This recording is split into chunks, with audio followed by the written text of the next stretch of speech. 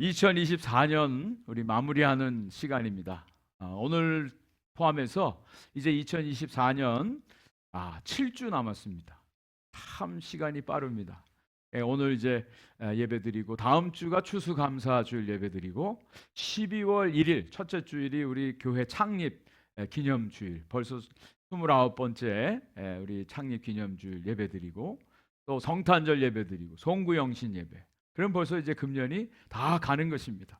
2024년 숨가쁘게 달려온 2024년을 우리가 이제 마무리하게 되는데, 오늘은 다음 주가 추수감사주일이지만 예열하는 의미로 오늘도 정말 감사의 은혜를 생각해보는 시간을 갖기를 원합니다. 우리 삶을 한번 돌아보는 시간이죠. 웨일스의 윌리엄 데이비스라고 하는 시인이 쓴 시가 있습니다. 영어 이름은 리저이라고 하는, 굳이 번역한다 그러면 여유라고 하는 시죠. 근데 이것을 한국말 번역으로는 가던 길 멈추고라는 제목으로 번역을 해놨습니다. 제가 한번 읽어드릴게요. 이것을 인생이라 할 수 있겠는가? 걱정으로 가득 차 잠시 멈춰서서 바라볼 시간도 없다면, 나뭇가지 아래에 서 있는 양과 소의 눈길에 펼쳐진 풍경을 차분히 바라볼 시간이 없다면, 숲을 지나면서 풀숲에 도토리를 숨기는 다람쥐들을 바라볼 시간도 없다면, 한낮에도 마치 밤하늘처럼 빛나는 별들을 가득 품은 시냇물을 바라볼 시간도 없다면, 얼마나 가여운 인생인가. 근심으로 가득 차 잠시 멈춰서서 바라볼 시간조차 없다면. 우리 일상이 너무 바쁩니다. 아주 바쁘게 분주하게 지내요. 잠깐 생각할 여유, 또 바라볼 여유, 감사할 여유조차 갖지 못하고 그냥 숨가쁘게 살아가는 인생들이 많습니다. 여러분 어떠세요?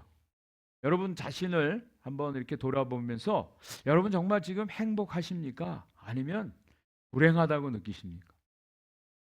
행복과 불행이라고 하는 것을 보통 세상 사람들 나눌 때 우리에게 어떤 가지고 있는 소유, 또 내가 지금 건강, 또 환경, 그리고 나의 어떤 위치, 또 내가 지금 누리고 있는 삶, 이런 것들을 가지고 행복하다. 저 사람 정말 행복할 것 같아. 그리고 나는 상대적으로 난 불행해. 이렇게 생각을 하고 있는지요. 근데 저는 가만히 과연 행복과 불행의 차이가 무엇일까 생각을 해봤을 때, 저는 관계가 중요하다. 관계에서 이 행복과 불행의 차이를 발견을 해봅니다. 관계가 온전히 이루어졌을 때 참 행복감을 느껴요. 안정감이 있습니다. 관계들이 깨어질 때 참 불안하고 염려가 되고 근심이 되죠. 가장 중요한 것은 하나님과의 관계죠. 우리의 근본이신, 우리를 만드신 하나님과의 관계 속에서 내가 온전한 관계, 하나님이 나의 창조주시고 나는 그분의 피조물이고 그분 안에 온전히 있는 그 하나님과의 온전한 관계가 되어질 때 우리는 인생의 행복감을 느끼게 됩니다. 그래서 저는 오늘 설교 제목이 행복한 인생. 같이 한번 따라서 해볼까요? 행복한 인생. 행복한 인생. 지난주에 여러분 행복하셨어요? 근데 별로인데 소리가 정말 행복하지 않았다 그러면은 오늘 이 말씀을 듣고 정말 주님 안에서 나는 행복한 사람입니다, 누가 뭐래도 나는 행복한 사람입니다 라고 고백하고 선포하고 이 성전을 떠날 수 있기를 간절히 축복합니다. 그리고 정말 2024년 추수감사절 누가 뭐래도 행복한 감사절이 되었으면 좋겠어요. 어떤 환경이나 상황을 보고 우울하고 슬픔과 좌절과 절망 가운데 감사절, 이름만 감사절이 아니라 정말 우리 안에 감사가 충만한 그런 2024년 추수감사절이 되기를 간절히 소원합니다. 그래서 오늘 추수감사절 한 주 전에 이 행복한 감사절, 행복한 인생이란 제목으로 말씀을 나누려고 합니다. 자, 그러면 이 행복한 감사절, 어떻게 해서 행복한 감사절을 우리가 찾을 수 있을까? 누릴 수 있을까? 가장 첫 번째, 하나님이 주신 모든 것을 은혜로 아는 사람. 나에게 주어진 모든 것이 하나님의 은혜임을 깨닫고 고백하는 사람, 행복한 감사절을 맞이할 수 있습니다. 자, 오늘 본문 12절 말씀입니다. 다 같이 짧은 이 구절을 함께 읽겠습니다. 시작. 내게 주신 모든 은혜를 내가 여호와께 무엇으로 보답할까? 네. 내게 주신 모든 은혜를, 그랬어요. 그냥 어떤 일부가 아닙니다. 어떤 한두 가지가 아니라는 거예요. 모든 것이 하나님의 은혜라는 거예요. 하나님이 나에게 주신 것이다 라고 하는 것이죠. 그래서 내가 이 은혜를 무엇으로 보답할꼬? 여러분, 신앙생활이 뭐냐 물으신다면 하나님이 주신 은혜에 대한 믿음의 반응이다. 이게 신앙생활. 그렇기 때문에 여러분, 은혜를 받지 못한 사람은 신앙생활을 할 수 있다 없다? 없다.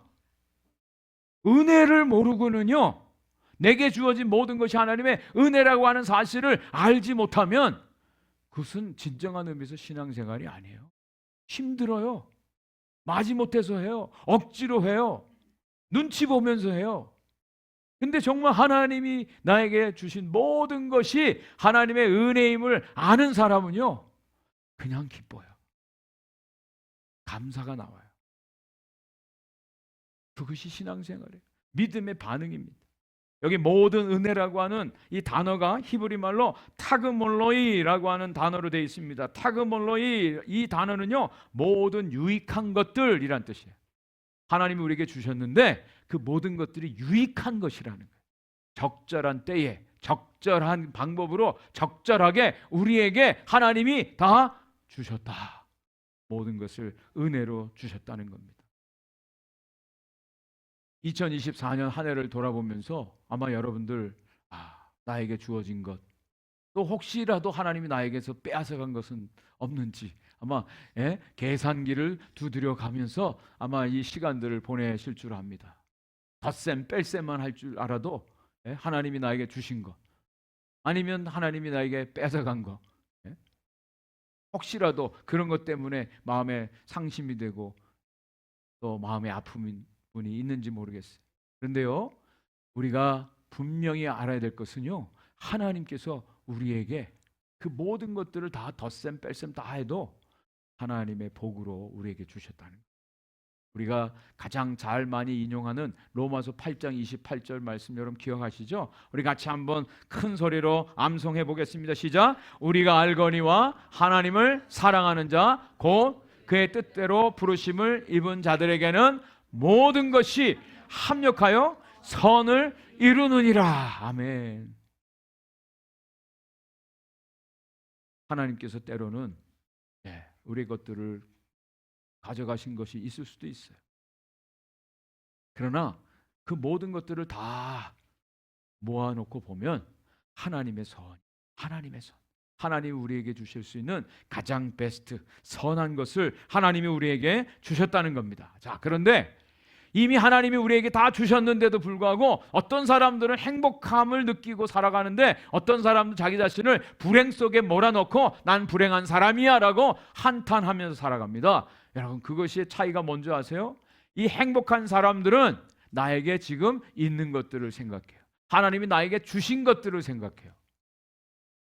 그런데 불행을 느끼는 사람들은 뭐냐면 나에게 지금 없는 거, 하나님이 뺏어간 거, 하나님이 나를 섭섭하게 한 거, 이것을 묵상하면서 살아가요. 하나님께서 우리에게 이미 다 주셨는데, 지금 현재 우리에게 있는데, 그런데 불행을 느끼는 사람들은요, 내가 놓친 거, 실패한 거, 빼앗긴 거, 이런 것들만 늘 생각하면서 스스로를 불행 가운데 집어넣어버려요. 가장 대표적인 모습이 이스라엘 백성들이 광야에서 매일같이 만나와 메추라기를 먹고요. 또 구름 기둥, 불 기둥으로 인도함을 받고 40년 동안을 사는데 이스라엘 백성들은 늘 불만 불평을 했어요. 그들에게 지금 없는 거. 애굽에서는 우리가 고기도 먹었는데 고기 까마 옆에서 고기를 그렇게 먹었는데 여긴 고기도 없어. 이 힘을 내게 하는 마늘을 거기서는 실컷 먹었는데 여기는 마늘도 없어. 그저 맨날 없는 거 가지고 없는 거 바라보면서 없는 거 타령을 하고 있는 거예요. 신앙생활도 보면요, 어떤 분들은 별로 없어, 가진 게 없어. 그런데 하나님 주신 그걸 가지고 하나님 앞에 너무너무 감사하는 거예요. 이것도 주셔서 감사, 저것도 나에게 있네요. 하나님이 이렇게 나의 삶을 인도해 주셨네요. 그러면서 감사해요, 찬양해요, 기뻐요. 그런데 어떤 분들은 너무나 많은 것을 가지고 있어요. 그런데도 불구하고 없는 것을 묵상해요. 그거 가지고 불만해요. 여러분, 시냇물에 감사하지 못하는 사람들은요, 내일 바다를 봐도 감사함이 없습니다. 오늘 가지고 있는 것에 우리가 감사할 줄 모르면 내일 더 많은 것을 갖게 되어도 감사하지 못합니다. 하나님께서 오늘 주어진 모든 것들이 다 하나님으로부터 온 하나님의 은혜임을 분명히 알아야 된다는 거죠. 이것을 기억해야 돼. 그래서 이런 사람들은 특별히 또 잘하는 게 뭐냐면 다른 사람들하고 비교하기를 잘해요. 비교할 때마다 쓰는 말이 있죠. 남의 떡이 더 커 보여. 항상 남의 떡이 더 커 보여. 이 비교라고 하는 단어는요, 둘 중에 하나로 빠지게 돼 있어요. 비참하든지 아니면 교만해지든지. 자기 스스로를 비교하면서 비참하게 하든지 아니면 교만하게 돼요. 하나님께서 저와 여러분들에게 이미 주신 것들이 있어요. 너무나 많은 것들을 주셨어요. 금년 한 해를 돌아보면서 가정적으로, 교회적으로 하나님께서 우리에게 주신 게 너무너무 많아요. 물론 좋지 않아진 것도 있어요. 부족해진 것도 있어요. 그런데 그것보다도 하나님께서 주신 것들이 훨씬 더 많아요. 더 놀랍게 넘치도록 부어주셨어요. 여러분, 이것을 가장 극명하게 보여주는 장소가 성경에 있습니다. 그것이 무엇이냐면 바로 에덴 동산이에요. 에덴 동산에서 하나님께서 6일 동안 모든 걸 다 창조하셨죠. 그리고 나서 맨 마지막에 아담과 이브, 사람을 만들어 주셨어요. 사람부터 만들고 다른 것들을 만들어 준 게 아니라 모든 걸 다 만들어 놓고 마지막에 아담과 이브를 만드시고 그리고 그 모든 것들을 선물로 그들에게 주신 거예요. 그러면서 이 에덴 동산에 있는 모든 것들 다 먹을 수 있어. 다 너희 거야. 너희들이 정말 이것을 기쁨으로 알고 이것을 마음껏 누려라. 그렇게 말씀하셨죠. 그런데 단 한 가지, 선악과만큼은 먹지 말고 만지지도 말라. 이것은 언약으로 하나님 주셨어요. 근데 사단이 와서 뭘 보이게 해요? 무엇이 보이게 합니까? 그 선악과가 보이게 하는 거예요. 하나님이 허용하신 그 많은 것들에 대해서는 얘기도 안 해요. 그리고 딱 한 가지 요구는 하지 마. 그것을 가지고 이 아담과 이브의 마음을 딱 사로잡습니다. 근데 그때부터 희한하게요, 아담과 이브의 눈에는 그것만 보이는 거예요. 그것만 보여요. 하나님께서 주신 너무나 많은 것들은 안 보이고 그 하지 말라고 한 선악과만이 보이는 거예요. 사단이 그걸 가지고 노리는 거예요. 희한합니다. 그때부터 그것만 보이고 그것만 묵상이 되어져. 하나님께서 우리에게 주신 많은 것들, 수천, 수만, 수억 가지의 그 놀라운 은혜, 그것을 바라보면서 하나님을 찬양하고 경배하고 고백하는, 여러분, 하나님께서 우리에게 주신 너무나 많은 것들, 이것을 바라볼 수 있는 여유가 있었으면 참 좋겠습니다. 가던 길 멈춰서서 한번 여유가 있었으면 참 좋겠습니다. 여러분, 금년 한 해를 돌아보면서 하나님이 우리에게 주신 많은 것들 한번 생각해 보시고, 없는 것 가지고 불만, 불평, 원망부터 하지 말고 감사부터 할 수 있기를 간절히 축복합니다. 그럴 때 우리 안에 진정한 하나님의 행복함이 몰려옵니다. 러셀 코넬이라고 하는 분이 계세요. 이분은 필라델피아의 템플 대학을 처음 만드시고 초대 총장이 되신 분인데, 이분이 쓴 책이 Acre of Diamond라고 하는 책이에요. 다이아몬드 밭이라고 하는 책인데, 이분은 가는 곳마다 이 책 내용을 가지고 강의를 하고 다녔습니다. 이 책의 내용을 보면 농부였던 알리 하페드라고 하는 사람이 있었어요. 이 사람이 어느 모임에 갔는데 어떤 사람이 다이아몬드 광산을 개발을 해가지고 엄청 부자가 됐다는 거예요. 여기에 꽂혀가지고 이 사람이 자기가 갖고 있는 농장을 그냥 헐값에 팔아버리고 그때부터 다이아몬드 찾아 다니는 거예요. 평생을 다이아몬드 밭 찾아서 찾고 다니다가 결국은 찾지 못하고 그냥 죽었어요. 얼마 후에 이 사람의 농장을 어떤 사람이 헐값에 샀어요.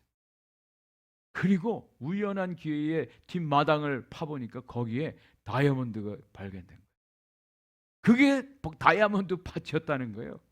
실제적으로 그것이 인도의 유명한 골콘다라고 하는 광산이에요. 다이아몬드 골콘다라고 하는 광산이에요. 이 사람은 뭐예요?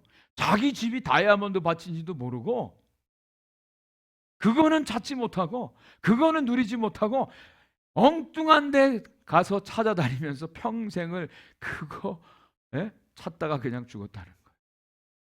하나님이 우리에게 다이아몬드를 그거보다 훨씬 더 아름다우고 더 귀한 것들을 우리에게 주셨는데, 그거 발견하지 못하고 그거 누리지 못하고 엉뚱한 데 가서 남의 집 마당만 밟고 찾아다니는 그 어리석은 인생. 여러분, 하나님께서 우리에게 주신 모든 것들을 한번 기억하시기 바랍니다. 고린도전서 4장 7절에 그래서 사도 바울이 이런 말씀을 합니다. 같이 한번 읽어보겠습니다. 시작. 누가 남달리 구별하였느냐? 내게 있는 것 중에 받지 아니한 것이 무엇이냐? 내가 받았은즉 어찌하여 받지 아니한 것 같이 자랑하느냐? 오리지널리 우리 것이 아니라는 거예요. 하나님 다 주셨다는 거예요. 우리는 그냥 잠시 받아서 그것을 사용하는 청지기들이라는 거죠. 그런데 마치 자기 것처럼 자랑하고 다니느냐. 여러분, 정말 하나님께서 주셨다라고 하는 것을 은혜로 받은 사람은요, 자랑하지 않습니다. 자랑하지 않아요. 그리고 또 절망에 빠지지도 않아요.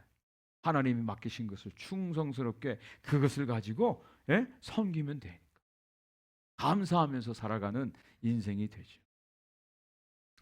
여러분, 감사는요, 하나님께서 우리에게 주신 은혜로 알고 그 은혜를 온전하게 깨달을 때 진정한 감사가 시작됨을 분명히 믿으시기 바랍니다.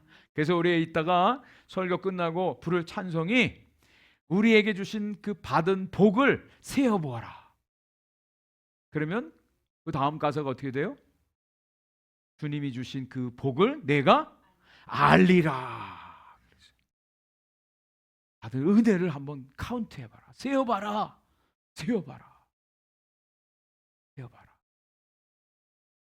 그러면 정말 그것이 하나님의 큰 복임을 내가 알게 될 거예요. 찬송의 가사죠.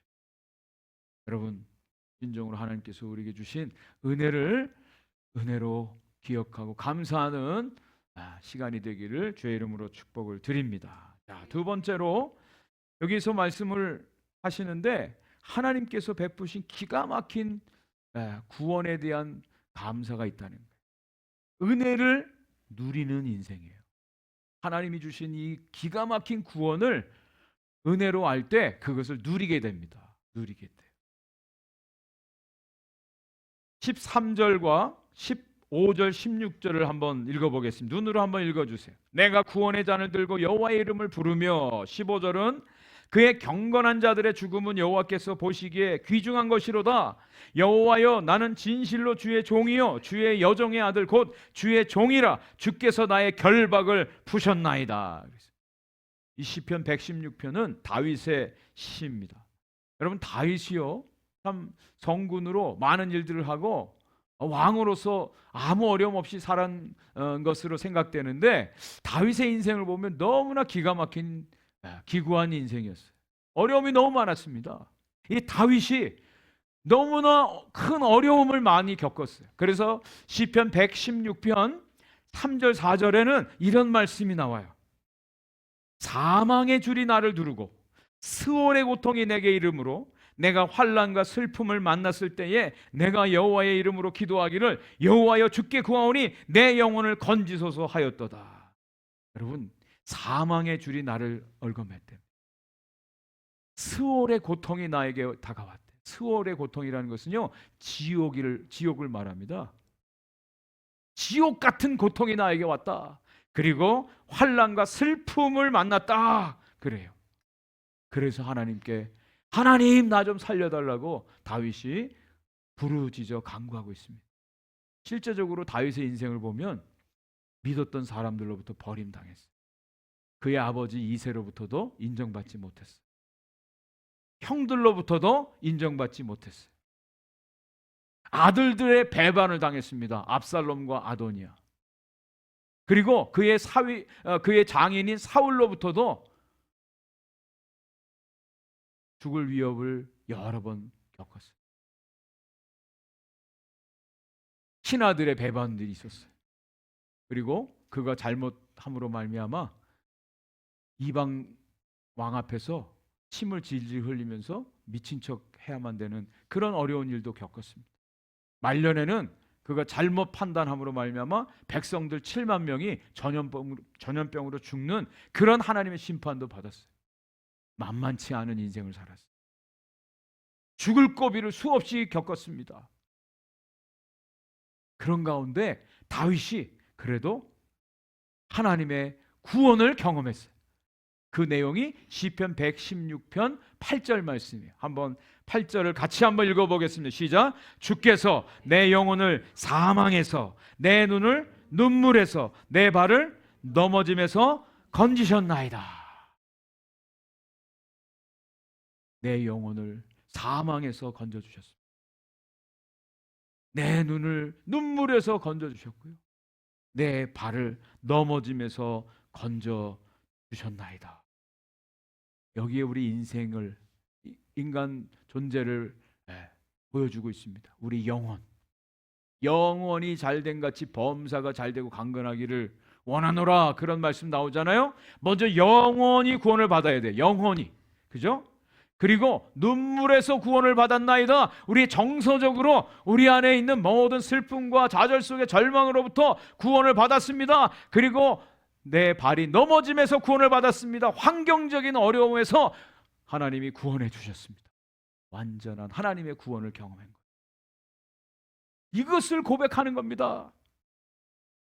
여러분, 구원이라고 하는 것은요, 우리에게 단 0.0001%의 구원의 가능성이 있으면 그것을 구원이라고 말하지 않습니다.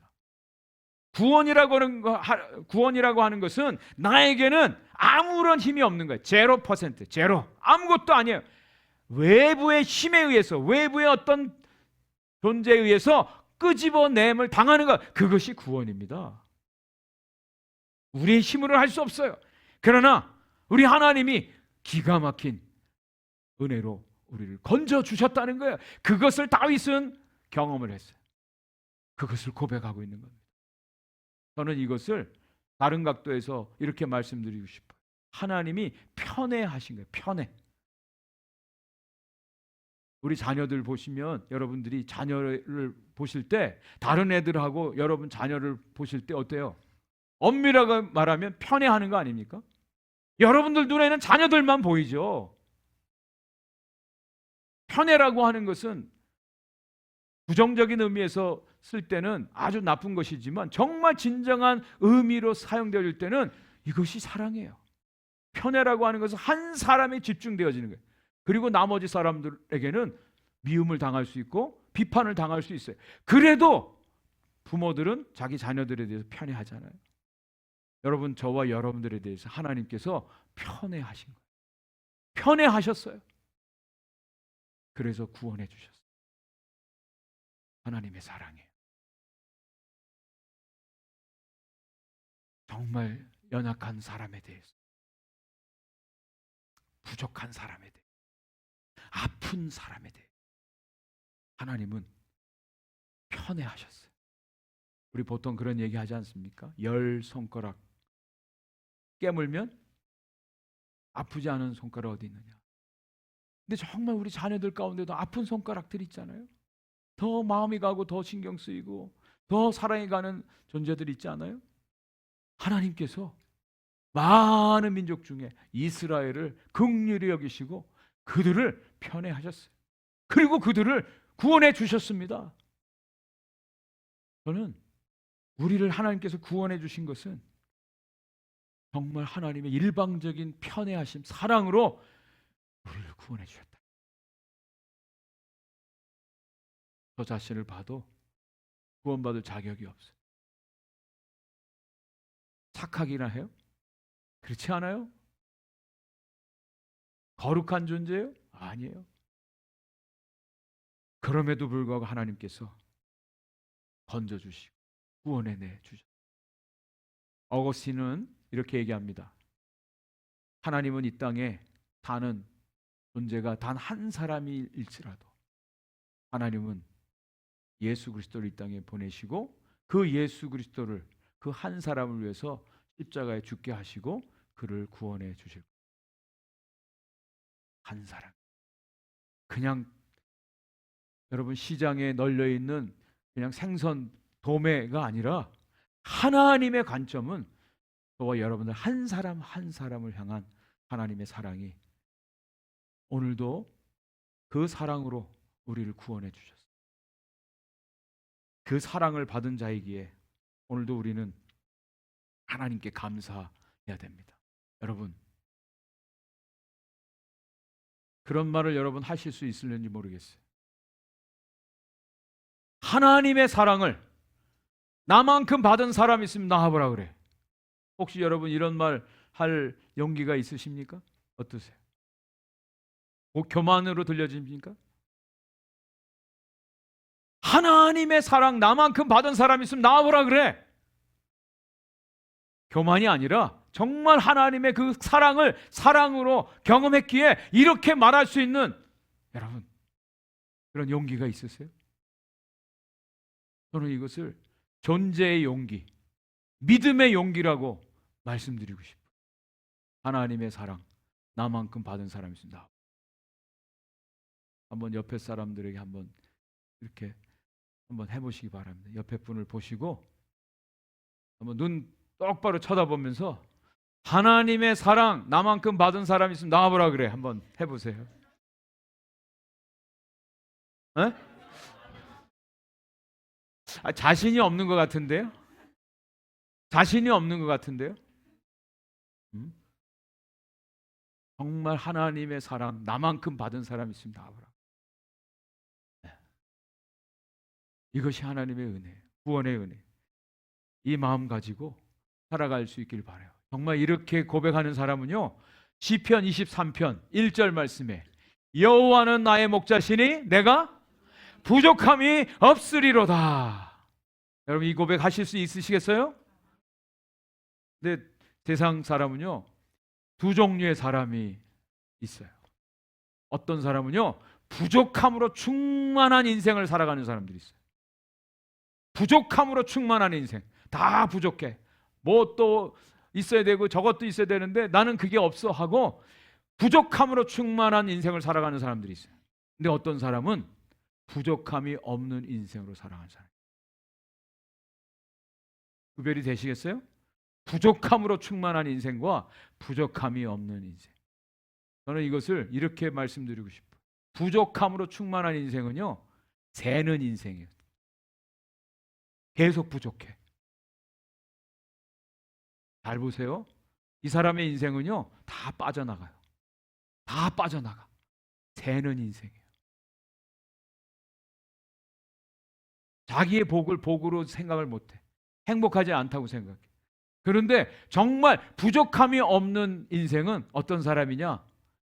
흘러 넘치는 인생. 하나님이 주신 그 은혜가 흘러 넘쳐요. 이런 사람들은 주위에 많은 사람들을 도와요. 주위에 있는 사람들이 행복해요. 기쁨을 나눌 수 있어요. 많이 있어서가 아니에요. 하나님이 주시는 것들을 그냥 그를 흘러보내기 때문에. 원래 우리 게 아닌데. 예? 원래 우리 게 아닌데 하나님이 주신 것들을 그냥 흘러보내는 사람들. 대나가지 않아요. 여러분 어떤 인생을 사시겠어요? 새는 인생 사시겠어요? 아니면 흘러 넘치는 인생으로 사시겠어요? 예?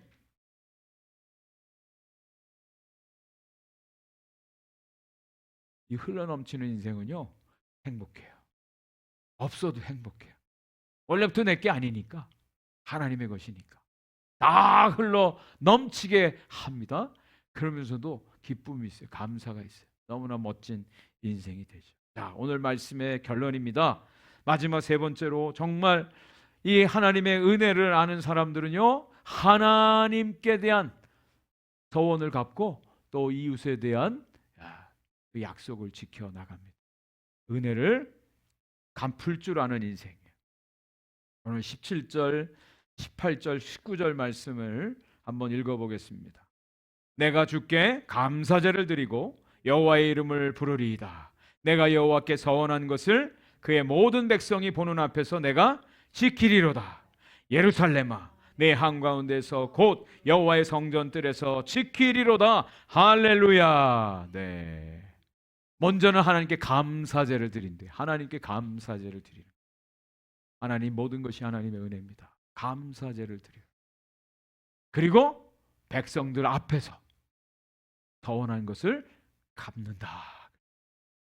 그냥 혼자 갚을 수도 있어요. 근데 백성들 앞에서 여호와의 성전에서 갚는데요. 공개적으로. 물론 뭐 선한 일 하는 것 알아봐달라 그런 뜻이 아니에요. 약속한 것을 갚는다라고 하는 뜻이죠. 구원의 잔을 높이 들고 하나님이 주신 이 은혜를 먼저는 하나님께 감사제를 드립니다. 여러분 이것은요 예배죠. 예배. 하나님을 예배하는 자예요. 모든 것이 하나님의 은혜입니다. 감사합니다. 그래서 매주일 드리는 이 예배가 감사제입니다. 감사함으로 드리는 거예요. 모든 것이 하나님의 은혜입니다. 그리고 두 번째, 이 감사제를 드린다는 의미는 하나님의 높으신 크심을 자랑하는 거예요. 나를 자랑하는 게 아니라 하나님을 자랑하는 거예요. 여러분 이것이 복음을 전하는 삶. 하나님을 자랑하는 거예요. 그리고 세 번째 중요한 것은 하나님의 말씀에 절대적으로 순종하는 삶. 여기다 이유를 달지 않아요. 변명하지 않아요. 하나님 말씀이면 예스, 아멘입니다 하고 순종하는 거예요. 그것이 하나님의 은혜를 바로 알고 감사제를 드리는 삶이에요. 자, 두 번째, 이 백성들에게 한 약속, 서원을 갚는다라고 하는 것은 이것은 이웃을 섬기는 삶. 정말 이웃을 섬기는 삶. 가장 큰 계명을 주님이 말씀해 주셨습니다. 마태복음 22장 37절 38절 말씀이죠. 예수께서 이르시되 내 마음을 다하고 목숨을 다하고 뜻을 다하여 주 너의 하나님을 사랑하라 하셨으니 이는 크고 첫째 되는 계명이요. 이건 잘 알죠. 하나님을 우선적으로 사랑하는 거예요. 하나님을 경외하는 거예요. 예. 그다음에 39절에는 둘째도 그와 같으니 내 이웃을 내 자신과 같이 사랑하라 하셨으니. 여러분 하나님이 주신 은혜를 은혜로 아는 사람들은 이웃을 사랑하는, 섬기는 거예요. 섬기게 되어 있어요. 여러분, 여러분의 손을 좀 펴실 수 있기를 바랍니다. 여러분의 마음을 열 수 있기를 바랍니다. 넉넉한 삶이 되어지길 바랍니다. 그 가장 중요한 실제적으로 구약 시대에 하나님이 법으로 이스라엘 백성들에게 이웃을 섬기는 방법을 주신 말씀이 레위기 19장 9절 10절 말씀이에요. 같이 한번 읽어보겠습니다. 마지막으로 읽겠습니다. 시작. 너희가 너희의 땅에서 곡식을 거둘 때에 너는 반 모퉁이까지 다 거두지 말고 내 떨어진 이삭도 줍지 말며 내 포도원의 열매를 다 따지 말며 내 포도원에 떨어진 열매를 줍지 말고 가난한 사람과 거류민을 위하여 버려두라. 나는 너희 하나님 여호와이니라. 네. 저는 참 이 말씀을 읽을 때마다 야, 하나님이 참 기가 막히시다. 하나님의 이 다른 사람을 나누고 섬기는 이 방법을 누가 사람이 이런 생각을 할 수 있을까? 이건 하나님의 방법이라는 거예요. 여기에 절대 없는 단어가 있어요. 주라는 단어가 없어요. 주라는 단어가. 우린 보통 누구를 이웃을 돕는다, 사랑한다 그러면 주는 거 생각하잖아요. 여러분, 주는 것은 누가 주체예요? 내가 주체가 되는 거예요. 내가 주는 자, 당신은 받는 자. 자기가 주인이라는 뜻이에요. 근데 여기에 도와주는데 어떻게 도와주라고요? 남겨두래요. 버려두래요. 흘러보내래요. 나누래요. 여기에 주체는 자기가 아니에요. 하나님이 주신 것을 그냥 이렇게 남겨놓고 흘러보내는. 그들이 와서 가져가다. 우리는 결코 주체가 아닙니다. 하나님이 우리에게 주신 것들, 우리는 그냥 나누는 사람, 흘러보내는 사람들이에요. 이것이 진정한 이웃 사랑의 모습이라 생각이 되어집니다. 우리 2024년 이제 추수감사절을 앞두고 오늘 정말 모든 것이 하나님의 은혜입니다. 은혜로 알고 또 이 은혜를 누리는 구원의 감격 속에 이 은혜를 누리는 삶, 그리고 은혜를 나누는 삶, 이 삶으로 2024년 추수감사절이 행복한 감사절이 되시기를 주님의 이름으로 간절히 축원을 드립니다.